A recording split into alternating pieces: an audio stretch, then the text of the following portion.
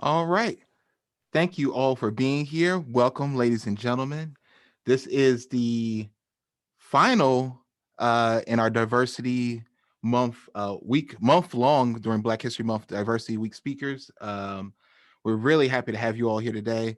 Before I turn it over to our wonderful grad assistants and the president of the Black Law Students Association, Ms. Kimberly Cross, I just want to thank the Office of Diversity, Equity, and Inclusion. I want to thank Ms. Sharon Cannon for outstanding work with this event. All of the grad assistants from Ms. Cross, Ms. Cozart, Mr. McCullough, and of course, Associate Vice Chancellor Dr. Fred McCall for being here with us today. With that being said, Ms. Cross, would you like to introduce our guest this afternoon? Yes, thank you very much, Director Glenn. We appreciate that. So good afternoon, everyone. I'm very excited to introduce a phenomenal speaker. His name is Fred McCall. He is UIC's Associate Vice Chancellor for Student Engagement. In fall 2020, Associate Vice Chancellor McCall co-chaired the Student Life and Support Working Group to identify key priorities to strengthen the university's outreach to prospective Black students and to create a more welcoming and supportive environment for current students. Today, he will discuss student engagement initiatives, as well as new initiatives identified by the working group to make UIC a more inclusive for students of color. It is with great honor that we have Associate Vice Chancellor, Mr. McCall, here with us today, and I'm very excited for this presentation. Thank you. Thank you so much. No, thank you for being here. So, absent that lovely introduction from Ms. Cross, would you mind just expounding upon that, telling us a little bit more about what you do at UIC? Sure. So I have been at UIC for about a year and a half now. So still new to campus and learning the culture of the campus, but I work in student affairs and oversee 6 departments in student affairs that focus on student engagement. So those are the Center for Student Involvement, Commuter and Off-Campus Life, Fraternity and Sorority Life, New Student and Family Programs, which works with our orientation program on campus, Student Leadership and Civic Engagement, and then our high impact student engagement. So my area is really focused on providing synergy to those 6 departments, but then really enhancing student engagement across campus, working with different partners in the colleges and grad school and professional schools as well, and then trying to strategize around how we really think about populations who maybe are not engaged or less engaged on campus, and how we resolve that and try to bring them into campus and ensure they have that sense of belonging at UIC. So some of those populations might be commuter students or grad students or students of color that may sometimes be left out of the engagement picture, but we want to bring them in and work with campus partners to make sure that all students are having a positive experience here and are engaged on campus at UIC. No, thank you for that. Sure. So, just to give you a heads up, I'm starting with the softballs. It's going to get considerably harder from here. Okay. I'll try to manage. All right. I have all the faith in you. Don't worry. So, you talked a lot about like the engagement piece, and as of 2019, the law school became part of that UIC community. But sometimes it's really hard because we are so separate away from the main campus to see the connections. How does the work that you do really impact the students here at the law school, or what opportunities do you see for it to impact the students at the law school? Sure. I think it's a challenge. I agree with you, especially being a new relationship and the distance from campus. I think it's a work that's still unfolding. And as time goes on, I love to, outside of this conversation or within this conversation, to also even just hear how the main campus or student engagement can better serve and support the law students. I think some of those spaces where there's overlap are student organizations. So one of our departments oversees student organizations on campus, our 400 student organizations. And so we know there's several law student organizations. And so I know you work with folks on my team, Joy and Vance. And so I think there's some synergy and collaboration there as far as supporting our student organizations. I think some joint programming could be another opportunity for us to work more closely together. And then, like I said, just better understanding the needs of the law students. I sit on a committee with Dean Pope as well around student response. And so I think there's many opportunities that have been untapped because of the relationship is so new. But I'm definitely willing to hear and understand how we can better support the law school and better bridge the gap for student engagement there. So hopefully in this conversation, we can build some of that, and I can hear from our students as far as what their needs are. No, I really appreciate that. And I think that's really true that there are some overlaps, and I think there's unexplored opportunities where both populations, whether they're undergrad or law students, can really benefit from this new relationship. So I'm really looking Absolutely. forward to exploring that going forward. So you mentioned committees, and one of the more important ones that you've had the privilege of working on over this past year was the aforementioned Student Life and Support Working Group. Can you tell us a little bit about that committee and some of the ideas that have come out of it? Sure.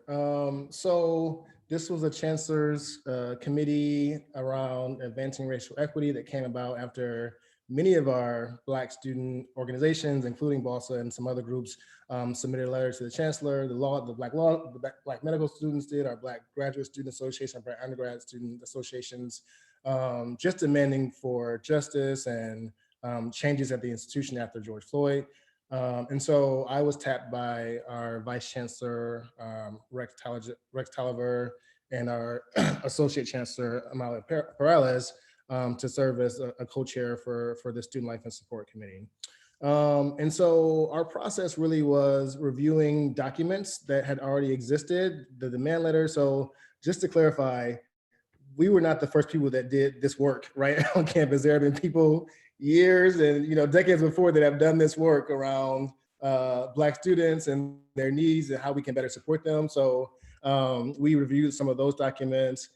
We did have convene some student panels. So we had an undergrad student panel and a grad student panel, and our students on the committee, which included Mr. Joshua from the law school and Dean Luma.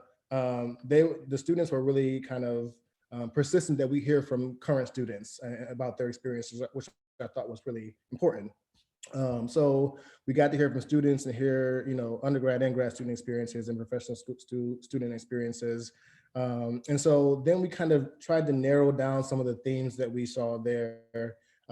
And there were 5 mini working groups within the committee that kind of refined those 5 priorities that we had in the working group. So those priorities were, I'm going to read them off this paper so I don't mess them up, but they were implement anti-racism courses, campus-wide trainings and bias reporting, increase financial and housing support for Black students, increase the hiring and support for Black students and, Black faculty and staff, increase support for Black student wellness and mental health, and then increase recruitment and support community building efforts for Black students.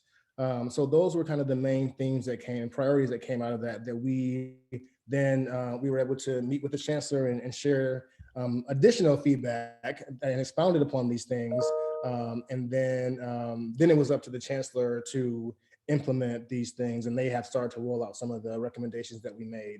I just want to also highlight that there were 5 committees overall. And so it was Student Life and Support, Community Engagement, there was a faculty committee, the Police Accountability Committee, and then there's a staff committee. So there's work happening across these 5 committees that are, giving information to the chancellor about what the needs of the campus community are, and specifically our Black faculty and staff and students.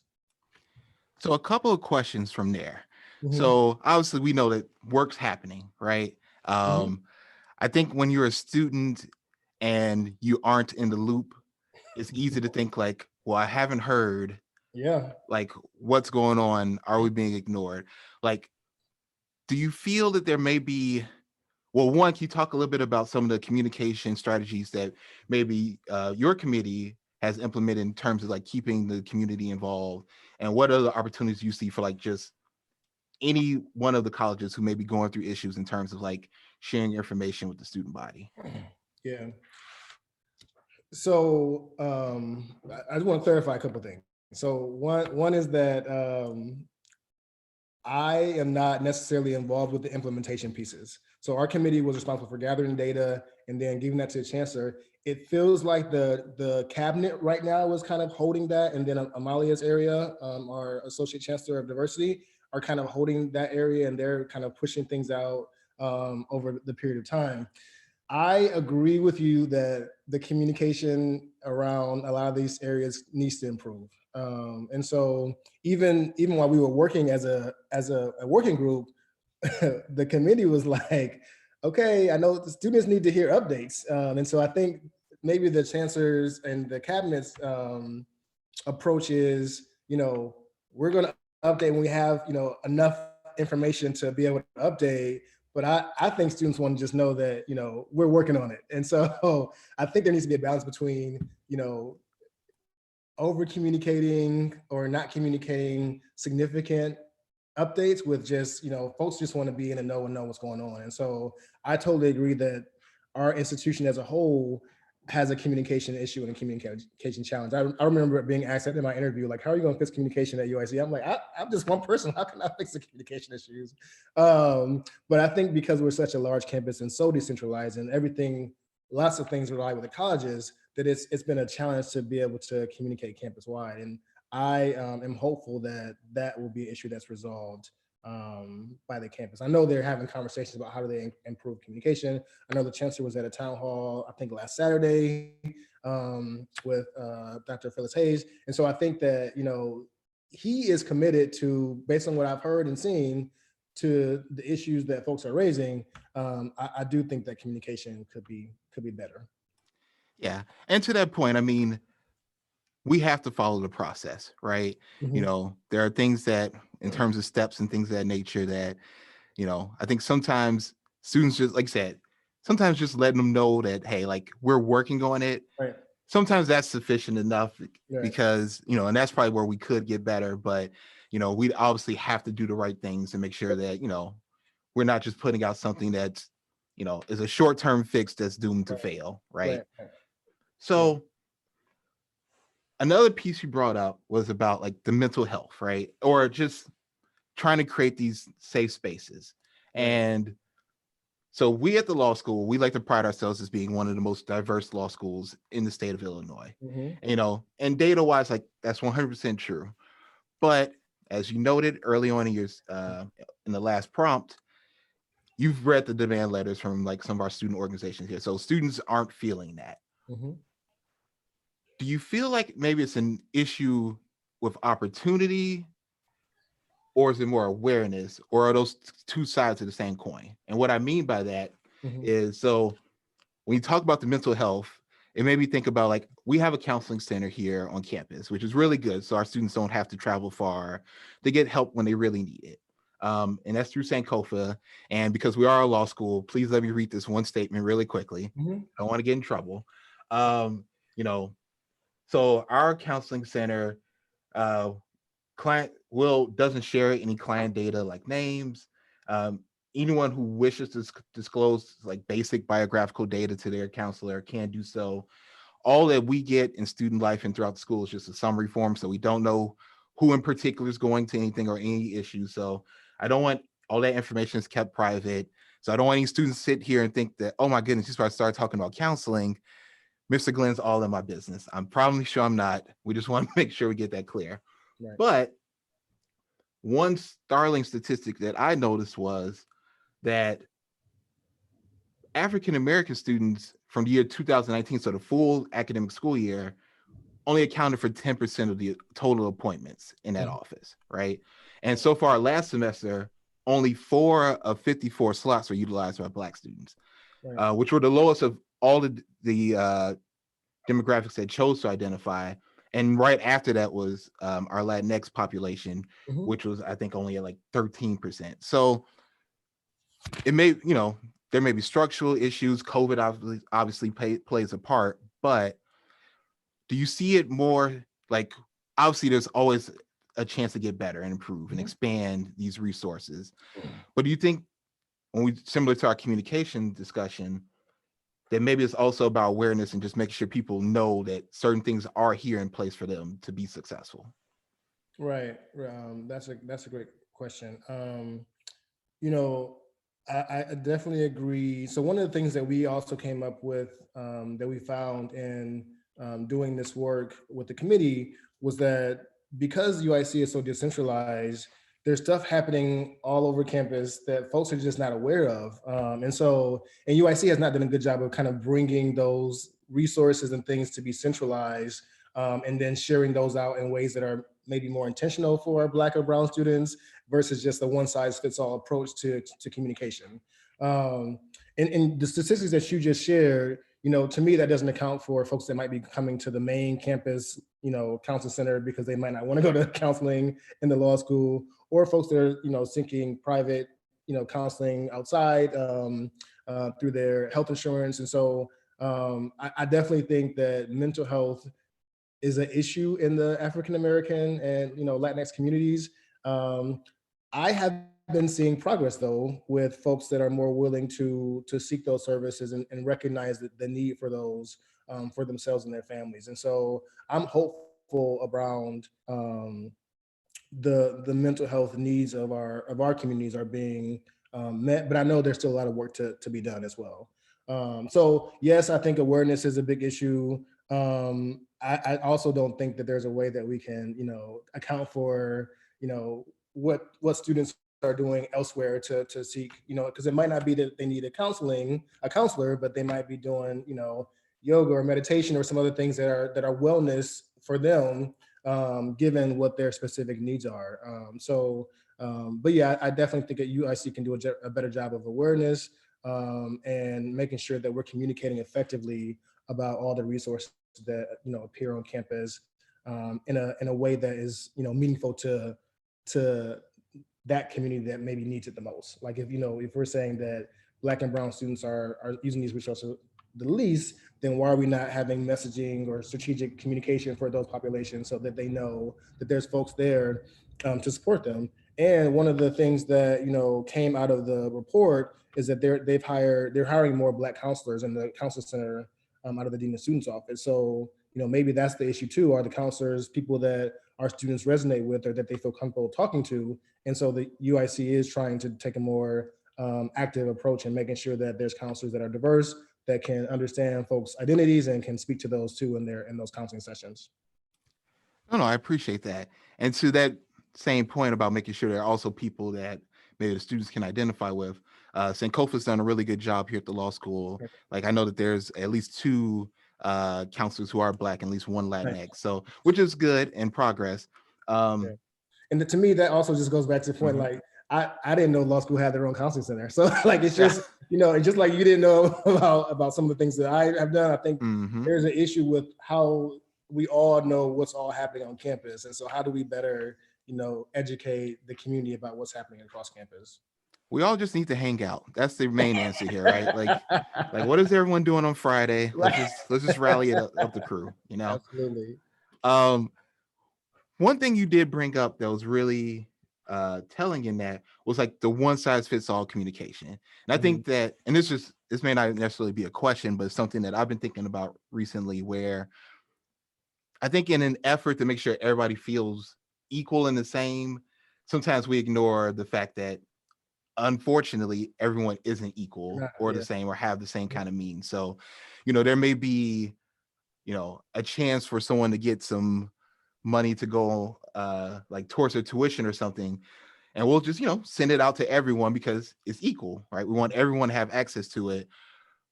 But do we need to be more intentional within the certain rules and parameters and being like, okay, which students actually need this the most, and should we reach out to them regardless of race or whatever? Like, let's, are there other metrics we can look at? So I think that that's a really good point you brought up in terms of like how we strategize this kind of outreach. Yeah, I'll just kind of add to that. One of the points that we came up with was increasing financial and housing support for Black students, right? It was very specific because we know that as the public support for higher education decreased and, and tuition increased, that Black students were the folks that, felt that the most, and, they had the biggest impact. And so our students need that financial support and that housing support. And so we need to be more intentional about ways and being creative and scholarships and other ways of fundraising to be able to support, bring that need to the folks that need it the most. And I think that The institution's trying, but there's still much work to be done to get the resources to where it's needed the most, because that's, to me, about equity. No, definitely. And we're in a very unique time, right? Where, Mhm.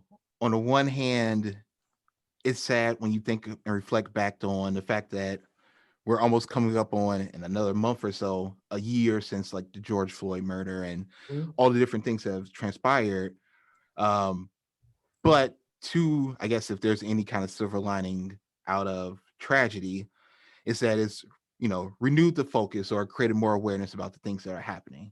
Mhm. And we're seeing that from our student body, which you brought up earlier, in terms of how much the students are very, the activism has been activated, for like a better word, Right, within them, right. right? And Which is I love it. awesome. I love it. Yeah. Yeah. No, look, and I think you and I are in similar positions where, our job is always to like, hey, if you feel that this is what you need to do, all we can do is support you and try to push you in the right direction, right?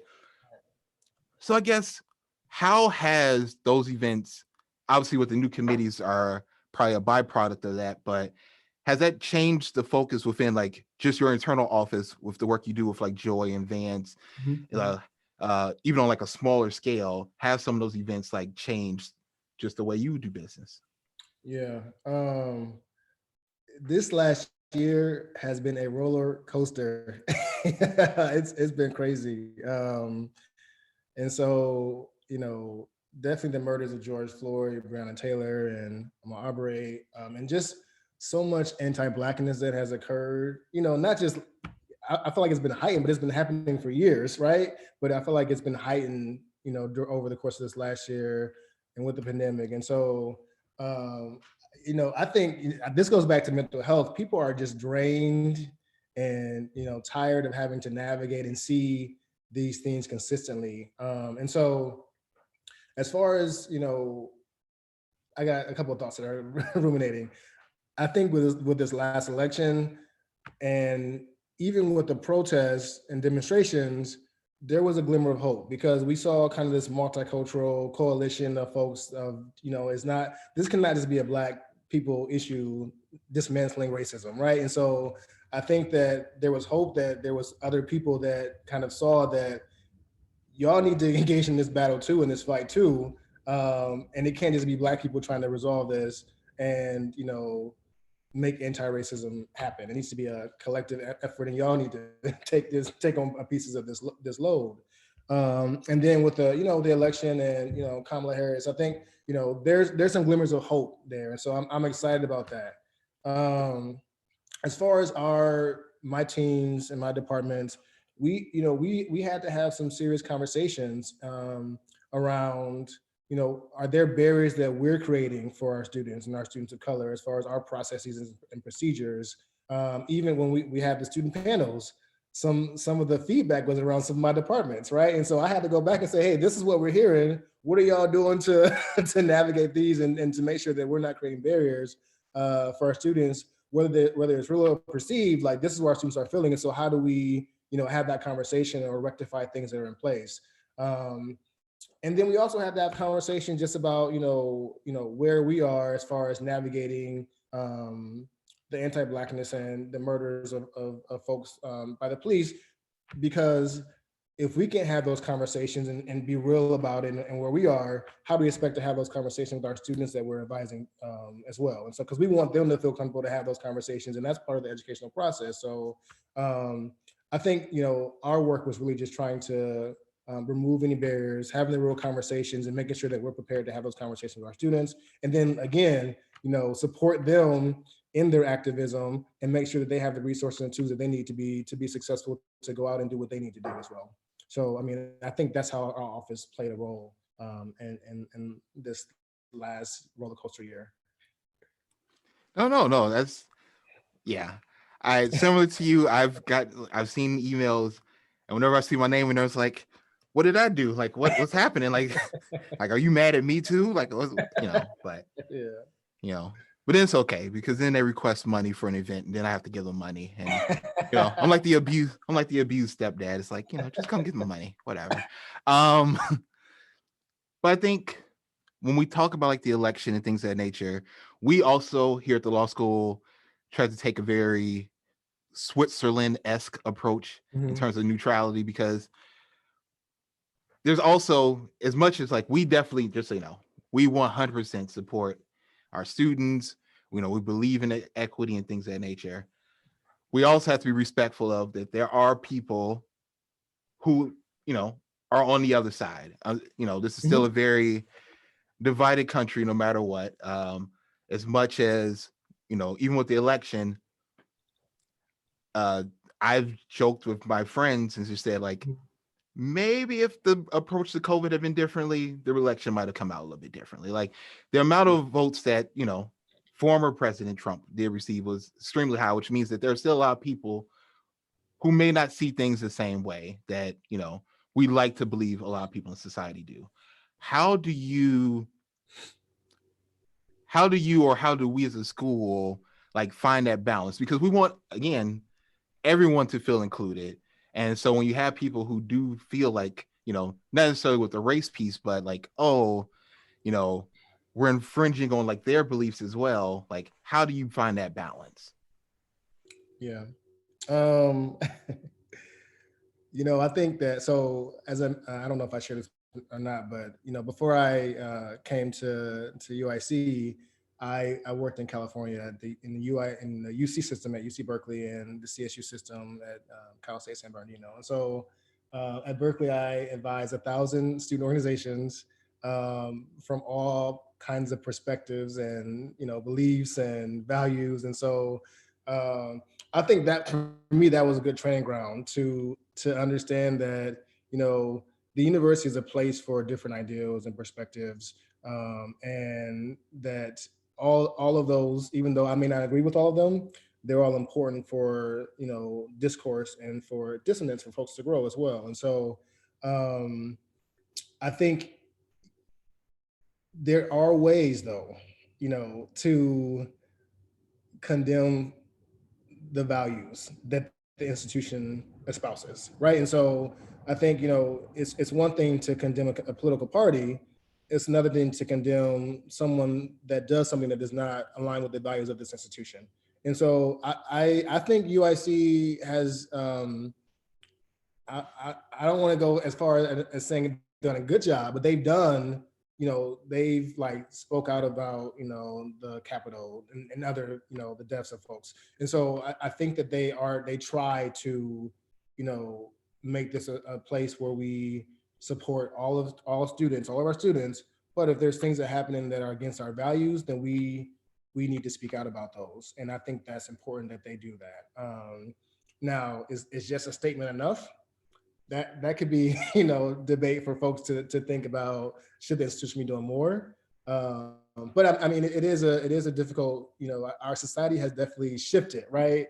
In the way that folks expect institutions, corporations, nonprofits to be more vocal about, you know, the things that are happening in society. And so I think, you know, the institutions, not just our institutions, have started to take steps, but isn't enough, right? And so, you know, back in the days of the investment and things like that, you know, students were pushing for institutions to take big steps, and that could easily happen again. That folks are not okay with just you making a statement, but what about your actions and what else are you doing to show that you support and that the things that are happening are aligning with the institution's values. But for me, I try to be, you know, as the law talks about, be content neutral and how we navigate things. But, you know, I have an opinion. I'm a human being. I can, you know, feel the way I feel and still support a student group that, you know, might be doing something that's contrary to what I believe, or having a program that's contrary to what I believe. Oh, fair point. I also often think, it's probably terrible to admit out loud, but it's like, gosh, that's so dumb. Why would you think that? But once again, that's just me personally in the inside. Can never put that in to, you know, an Right. email or anything, because I need Right. the 16th to roll around. But can I speak also to Sure. the point you made earlier when you asked the initial question? You know, because you were mentioning how, you know, a lot of people did vote for our last president, and had COVID not rolled out the way that it had, then we might be in a different situation. I agree with you, and I think that's disheartening for a lot of Black and brown folks to understand that the election happened the way it did the first time, and that it almost happened the same way. And so and as the election was happening, I, as a ABC, was trying to figure out, okay, we need to be able to support, if Biden wins, we have to be able to support our other students. If Trump wins, we have to be able to support our, our students that were supporting Biden. And so I think it's a thin line, but again, we have to support all of our students, even if we don't agree with their politics or the way that they think about things. And it's just a very difficult place to be in, but that's the nature of the university, and we have to embrace that and lean into it. No, 100%. Speaking of COVID, everyone's favorite word from last year, and this year, thanks for bringing that up.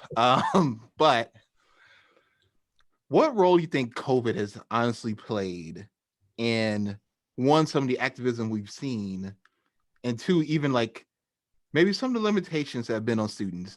There have been a couple of times where I have literally said out loud, like, thank goodness we are not in the building, because this may not be as well as I would hope. But those things happen, right? How has COVID like really impacted this, do you think? Lots of so many ways. I know at least for our areas, trying to navigate, we're about student engagement, and trying to navigate online engagement has been a huge challenge and barrier. When our students are, I think, they're over it, right? They're over classes online, classes virtual, synchronous, asynchronous, whatever it is. I think our students are, this is not necessarily what they signed up for.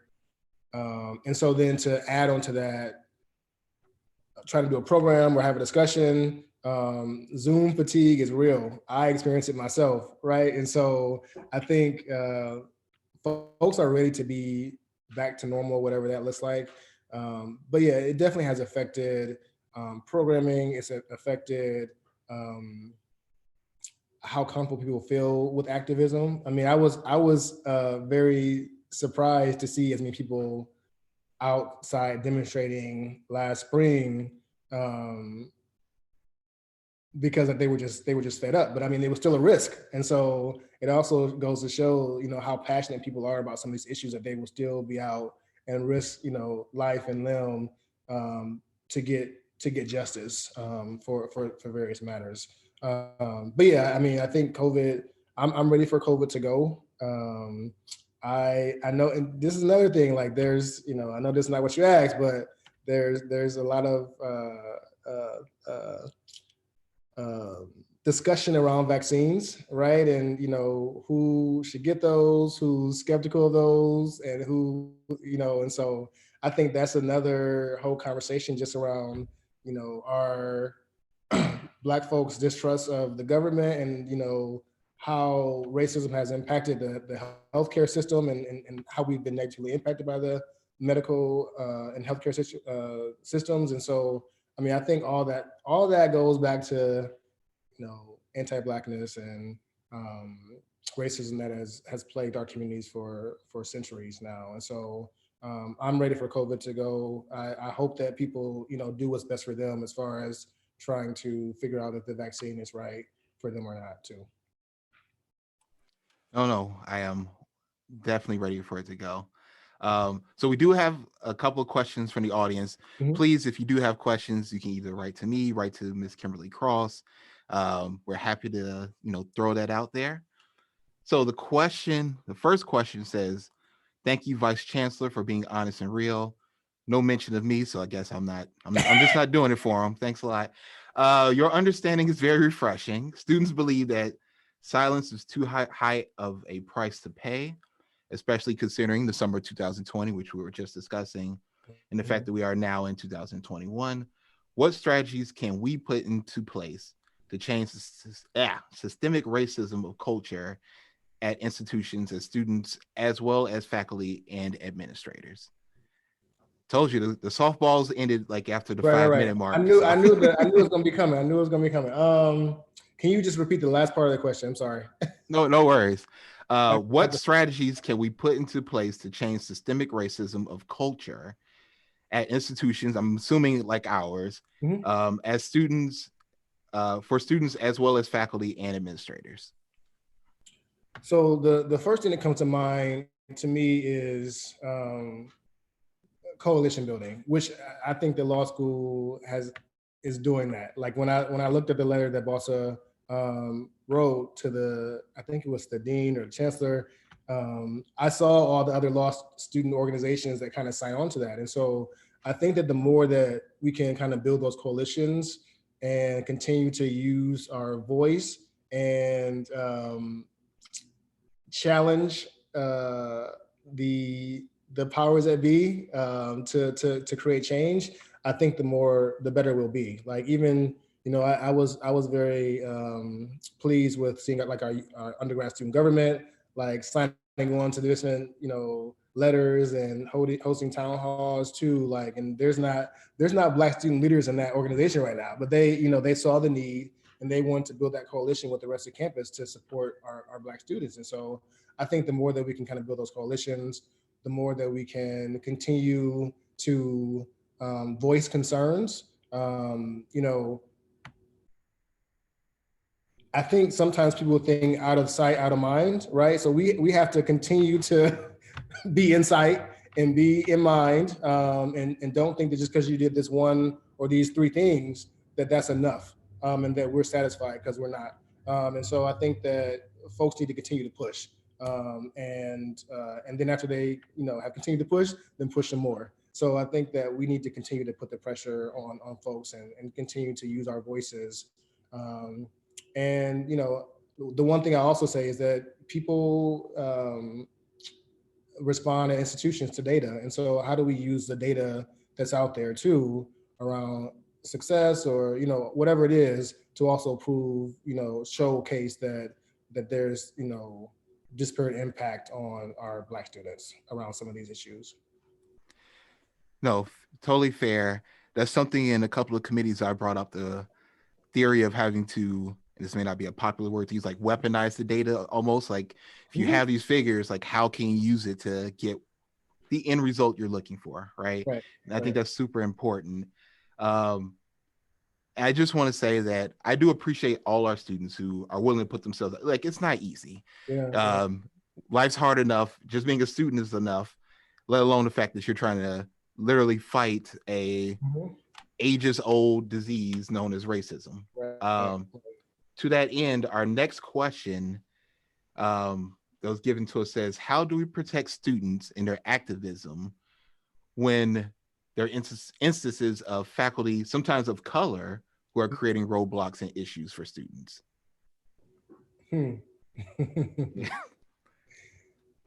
So that came up in the committee too, and it was interesting because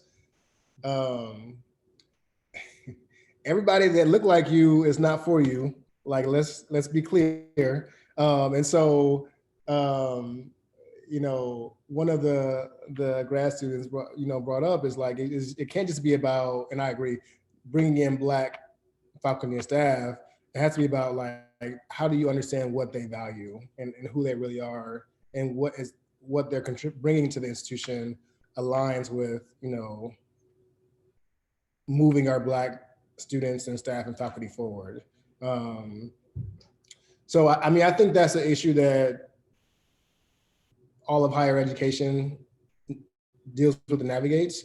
I don't know if I have the answer to how we resolve that, but I mean, I think part of it is in the hiring processes. And so how do we build better hiring processes to be able to still stay within the laws, right? But still be able to ask questions that get at people's values and kind of how they would react in certain situations. So I think the hiring process is critical. I think we're at a time where we're calling for more accountability for folks, right? And so there's tools in our students' toolbox that goes back to coalition building and using your voice to hold people accountable. And so I know that's not always easy, and I know it's challenging, especially when you're a full-time student and you're navigating all this other stuff. But I think that there's tools in our disposal to, does this story get leaked to the news or the media? Like, I think there's things that we can do to try to highlight some of these stories, and then put pressure on folks to make change. So I think that there's strategies out there that folks can deploy, and maybe even different community organizations they can partner with to try to push some of these changes that need to be made, especially when it's people that look like us that are not necessarily supporting or creating more barriers for us to be successful in higher ed. No, I think that's 100% right. I think one of the issues that I've learned throughout my career now is sometimes we have these natural biases and we like to anchor ourselves to things that make us comfortable. And it's Yep. easy to think like, oh, if someone is black or brown or whatever, they're going to easily identify with whatever I believe and think. Mm-hmm. And, I had to learn the hard way that that's not 100% true when, you get hit upside the head and you're like, wait, huh? Like, where's this coming from? Right. So I think that that's a really good point. Something that, I think a lot of people, whether at this talk or those who weren't able to make it, could really benefit from. And the Yeah, point you bring in about like, just, is it necessarily the color of their skin that matters, or is it their beliefs and values and how they fit into the organization that matter? So, right. I mean, we're all, just because we're black don't mean we all think the same, had the same experiences coming into, had different socioeconomic statuses. Like, we're a very diverse group of folks. And so, of course, we're going to have different beliefs in how we approach things that sometimes could be problematic. And so we have to be able to address those and call those out too. no, definitely, most definitely. Um, Another question we have, well, here's another question. So when we're talking about like supporting the students and all the different programs we're running, obviously UIC, one of the benefits from the merger, at least as it was presented, is like just the overall infrastructure and the history of things that you all have done. What are some programs or opportunities that are currently available, maybe through the office with like Joy and Vance or other departments that some of our students can benefit from, like as we speak? Sure.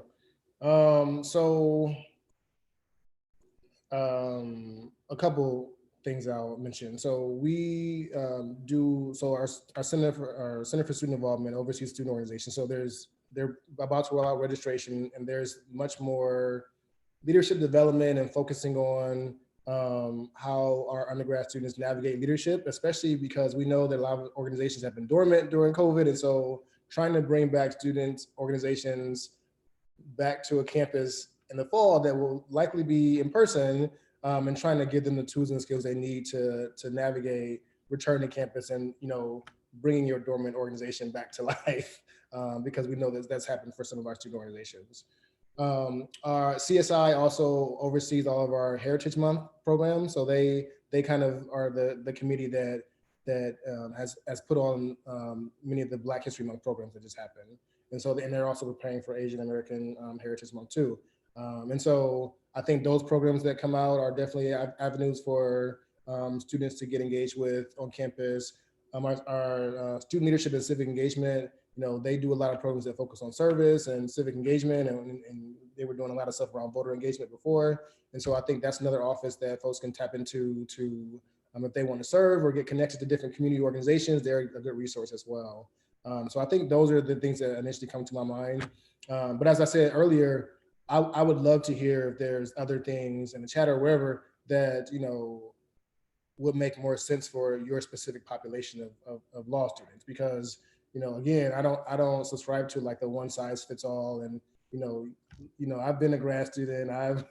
I supported the Black Graduate Student Association, and I've been a PhD student too, and so I know that the experiences of our law students are very different. And so,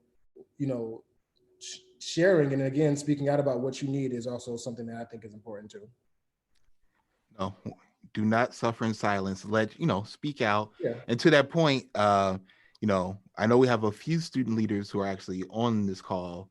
Um, and I invite them if they have any questions or anything that they would be interested in letting us know, or just shout it out. Don't feel, don't be afraid. I guess one of my final questions for you before we turn back to questions would be, or questions from the audience.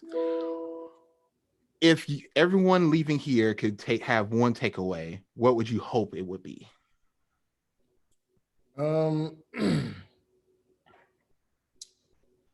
So the thing that comes to mind is that, we all have a part to play, right? And so no matter what station you are in life or what position you're in, there's something that you can do to push the justice agenda forward. And so y'all, the law students will go out and, do amazing things. And I hope that they have the same, passion that they have right now when they're going out and making all that money and or serving in government or whatever they're doing. Like, I hope that they keep that kind of same passion and are trying to build coalitions out, at UIC, but beyond UIC when they leave here that still pushes the agenda forward. And so, and know that, there's folks like me that, will support that and are here as resources for you as you move forward to trying to push your agenda forward. So I think that's the thing that I would, leave with is that, we all can do something. And so I encourage folks to do what they can. Oh, I appreciate that. I know we're getting close to time. I run a very tight ship here, in case you can't tell. Ms. Cross, do we have any other questions for anyone in the audience? No, not than the earlier two, but I do have a question. Go for it. Here again, Vice Chancellor McCall. Really appreciate hearing you speak on the different philosophies and strategies and how we can move forward together. So, as institution, students come in and out every 4 years, every 3 years, every 2 years. In your experience, what are some of the long-term effects of racial inequality and educational disparity at institutions? Just can you say one more time the question one more time so I'm thinking about it. Right, let me sit down. Just in your experience, what are some of the long-term effects of racial inequality and educational disparities at institutions? Yeah. So, I'm a student of higher education, right? My PhD is in higher ed and student affairs, and I have been on a university campus for the last, I don't even know, over 20 years, right? In school or working at institutions. And so many of these spaces were not built for Black people. We have to acknowledge that. Like, they were not, like, higher education except for HBCUs, were not built for Black people. And so I think that's the biggest effect that we still see today, that, we were just not a consideration in how we started these institutions. And so it's kind of like we've been doing patchwork to try to, expand the doors and do this and do that to make folks feel welcome. But if it goes back to that the institution was not created for you, then how do you rethink the entire system for everybody? And I don't know if higher ed has done a good job of like rethinking the entire system versus like patchwork and band-aids to, solve this issue or this demand versus like rethinking about how we do everything, whether it's curriculum, folks feeling, sense of belonging. Like, we have not dismantled everything and tried to restart. And I'm not saying I know that we can or how to do that, but I think that's the root of the problem, is that like these spaces were not made for us. And so it's going to be patchwork to make them for us. Does that answer your question, Kimberly?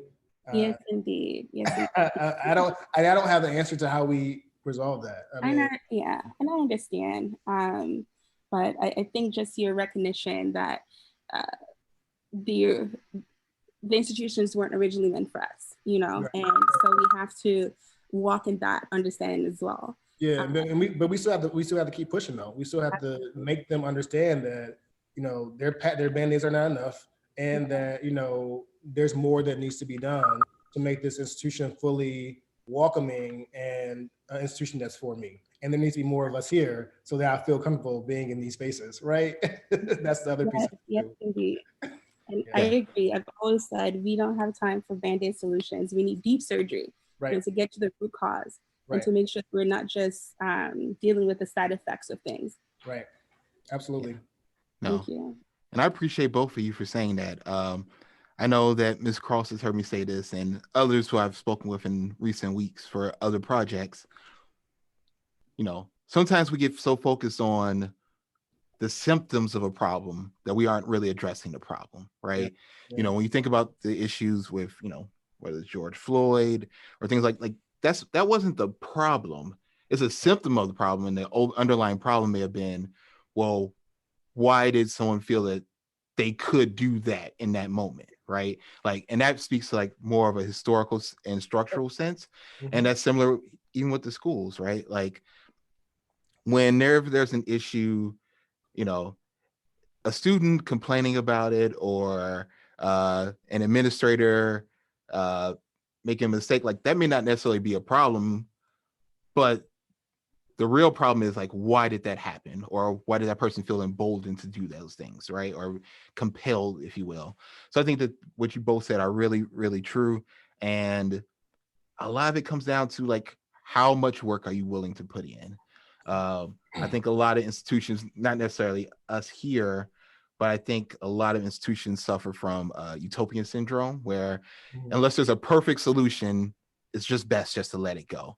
And Right. that's how things just continue to get worse, because there's never going to be a perfect solution. You keep, you know, keep making changes and hoping things get better until you find the right thing. Yeah, Um, and to Kimberly's point too, because students are, you know, coming and going and transient, like I think that makes it more difficult to have the sustain and administrators are come and go too, right? So then there's sustainability around whatever we do. It's cycled through and then it's gone. And so like, how do we build more sustainability around what we want to move forward as far as justice issues on college campuses in a world that is very like people come and go, faculty and staff and students. And so how do we build those structures in place when we're all coming and going? Which is, I mean, it's a challenge. It needs to be figured out. yeah. Hi. Oh, Oh, go ahead, Ms. Cozart. yeah. I had a question. First, thank you for coming to speak to us. And so I used to work in higher ed before coming to law school. Yep. And one of the things that I think has really sort of plagued like student activism is like faculty trying to sort of use students to advance their own issues. So Yes. how do you combat that? Like, what does the school think you all should be doing to sort of stop them from doing that? Because students, like, my tuition is for me to be a student, not for me to try to be a university administrator. Like, I've done that and Right. I wasn't doing it for free. So No, that's a good point. I've seen that a lot, you know, over my years in higher education. You know, because student groups can get funded, and you know, there's funding around pushing stuff forward, and so you know, sometimes it does just become a faculty that's really running a student organization and kind of pushing their own agenda forward. And so, you know, what I've done in the past, you know, part of it is that, you know, it's helpful if the student group recognizes that and can come and talk to, you know, myself or somebody that works in student affairs or higher ed to try to figure out how we kind of decouple that. But I recognize the problem. I think that I've always been happy to have that conversation with the faculty about this is a student organization, not your departmental organization. And so it's really about empowering the students and giving them the leadership skills they need to be able to say, no, we're not, this is our group, this is what we voted and decided on, and this is how we're moving forward. And so I think that's hard to do that though. And so I think, you know, having folks in student affairs that, you know, can support students and having that conversation is really critical. And I have done that in the past. And so I think that you know, recognizing it, getting support is helpful. And then you have to kind of push back on some of those ideas too. Yeah, as I like to tell my student org leaders all the time, you don't work for other people at the school. If anything, you work for me. So as long as they keep that in mind, everything will be fine. Yeah, can I bring up one last thing? So Sure. That, you know, that came up in the committee is that, you know, if we are, you know, wanting current students to, you know, help with recruitment or push agendas forward, then we need to be paying them, right? So to your point, you know, if you're paying the Black students for that, as some of our students said in the committee, because they wanted to get paid to you know, do the work. And so that could be another resolution that, you know, you are paying the students to do some of this work too. Because that, you know, as I mentioned before, financial aid and support is, you know, another barrier for our students. So then pay them to do some of this work too. No, I'm all for that. Yeah. Our final question, and hopefully we can get it in under the gun. What can or should schools like UIC learn from HBCUs? Our historically Black colleges and universities. So I never went to a HBCU, and so this is just on my outside looking in perception of those experiences. But there seems to be a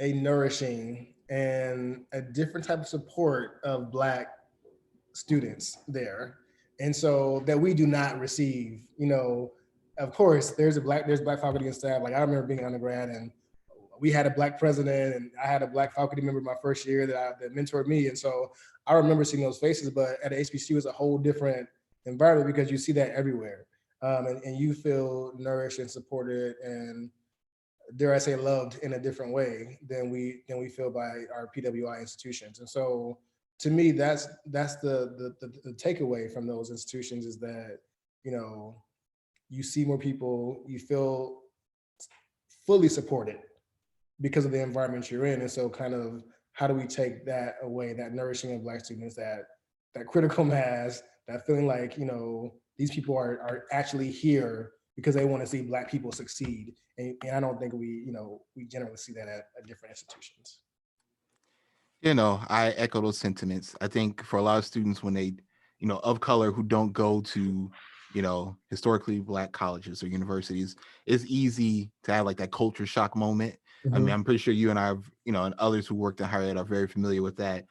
And, you know, I think that that's where, you know, departments like this Center for Student Involvement, like Student Life here at the law school, like where we come in terms of, you know, hearing you all out as students and trying to figure out what you need to feel supported and loved, because, you know, I do this for you all as students, no one else in the school but for you all. So if there's anything that I can do, and I'm sure that Dr. McCall and others could do, we would be happy to hear from you all. So please do not hesitate to reach out.